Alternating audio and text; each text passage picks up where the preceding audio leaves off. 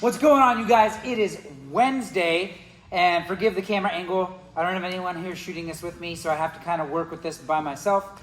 But we are looking at one of my first personal favorite workouts in CrossFit. Why? Because it's all barbell, and it's still brutal, and it's super fun, and it's super challenging. So today, I know you can't read it from there, but there will be a magic picture that shows up in that corner over here. So we're doing Linda. Linda is a benchmark where our rep scheme goes 10 to 1. So 10, 9, 8, 7, 6, 5, 4, 3, 2, 1 reps of body weight bench press. So whatever you weigh today, not whatever you weighed pre-COVID, not whatever your ideal body weight is, not what you wish it was, but whatever you weigh today, if you're going for RX, that is what you will load on the bar for your bench press. We're then going to do 1.5 times body weight from today for our deadlift if I'm looking for RX, and then 3/4 body weight for our cleans. Now those cleans can be power cleans and not squat cleans, so you don't have to worry about squatting every time, thank goodness. The only time that they were ever squat cleans was when it was in regionals and they did regional Linda and had set weights based off the average body weight of all the competitors, both on the guy side and the gal side, and it was brutal with a very short time cap on there. So this workout, expect it to be a doozy. It can be done in 16 minutes, but it can be done also in 50 minutes. So it's gonna be a long one. And the reason why we're programming it now is we don't have a chance generally to do that because it's one of those workouts that requires 3 separate barbells. And in normal circumstances with a large class of 15 people, we do not have enough barbells to do Linda effectively. So we're taking advantage of the fact that because of phase 2, we only have classes of 5, and we're doing Linda when we can. Because last time we programmed it, we had to set weights and people shared equipment so that way we could all get it done. But obviously sharing equipment is not an option in the season that we're in currently. So let's talk a little bit about these movements, and we'll turn it over to the barbell. I will use the same bar and the same weight for each of them, just to make it easier to explain our standards today. So let's go over to the barbell and take a look. All right, so I'm gonna do the bench press last because I wanna talk about setup position in our bench press. So we're gonna look at the deadlift first. The deadlift, my personal favorite movement with the barbell. Why? Because it's picking heavy shit up off the ground, and that stuff's always fun, and it's easier to see bigger numbers on the board. And anytime we can see a big number on a heavy day or a big number on a movement on the board and know that it's like, I can tackle that, I can do that, super exciting, super fun. And again, one of my favorite movements. So when we look at the deadlift, I'm going to approach it, and it's conventional deadlift when we look at Linda under traditional circumstances. So I'm gonna grab the bar. Usually I try to measure out my grip about a thumb's distance away from where that knurling starts. And you can double overhand, you can switch grip, you can do whatever you need to do, but if I'm doing 1.5 times body weight, for me, that's gonna be in the 275 to 290 range for my deadlift today. So keep that in mind that this number can be pretty big. But I really wanna focus on keeping my back nice and flat. So even before that bar is coming off the ground, I'm building as much tension as I can. Hips are above my knees. I should feel some tension in my hamstrings. That way I'm using my posterior chain. This is a posterior chain driven movement. I shouldn't be rounding my low back and feeling my erectors overworking or anything else like that. So pulling myself down into the bar, getting some tension, standing up, and making sure at that finish position, my shoulders are behind the bar. I'm not hyperextending my back. Standing up nice and normal as though I was standing in a regular, good postural position. If you ever see someone drop a deadlift and then they go, and like they drop it here, and they go back and they stand normal and they're having a conversation, that tells me that that athlete didn't stand all the way. That wasn't full range of motion. So, standing up, shoulders behind the bar, and then touch and go reps, ideally. For my deadlift, dropping the bar at the top is okay. This isn't a 1 rep max day, so you're not gonna get no rep for dropping your barbell. Let's talk a little bit about our cleans as well. So clean is actually the same grip as the deadlift, at least for a lot of us. So about thumbs distance outside where that knurling starts. All I want you to think about is jump and catch.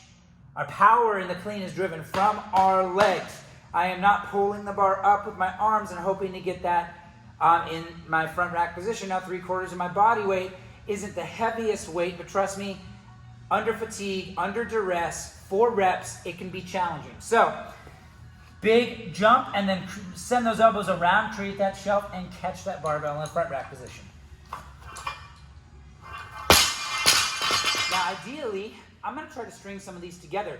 I'm going to try to have some touch and go reps. Now, maybe in my set of 10, I'm going to go 6 and 4. Maybe in my set of 9, I'm going to stick with 6 and I'm going to go 6 and 3. Maybe go 6 and 2, something like that, so I know what I have to do when I get there. Or cut everything in half, 5 and 5, 5 and 4, 4 and 4, 4 and 3, so on and so forth. Keep them small sets, keep them manageable. But what we often forget, and we often don't do as CrossFitters, is we forget that we can still hang on to that barbell. And the eccentric loading phase of cycling that barbell is super important if I want to get faster times on, say, a Grace or an Isabel or something like that, where it's 30 reps per time of a clean and jerk or a snatch. And I haven't ever taken the time to really cycle my barbell well. I'm going to find that I'm going to blow up really fast. So take advantage of that when we've got these smaller sets. Yes, it's a lot of work. Yes, we're tired. Yeah, deadlift and bench can really impact those movements. But try your best to have a plan and stick to the plan. You will have a better time overall. Don't go, I've got a plan, I'm going to do this, and then you get to your round of 8 and you're like, screw the plan, I'm tired, I'm just going to do singles. Try to stick to the plan. Try to keep up with those touch and go reps if your plan includes that. So, as I'm coming back down, working on controlling that descent.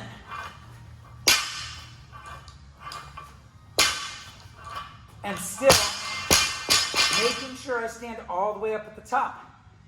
Can't tell you how many times someone goes to do a fast power clean, gets here, and then as they're standing, that bar starts to come back down. And it happens so fast that sometimes to our eyes, we don't see it as coaches, but also as an athlete. It feels like I'm doing it, but I'm not. I'll show you what that looks like.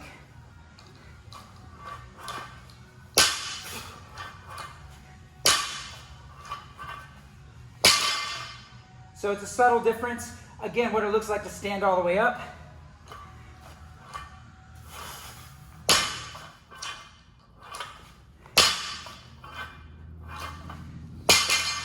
It's a matter of a fraction of a second, but it is the difference between a good rep and a bad rep. So keep that in mind.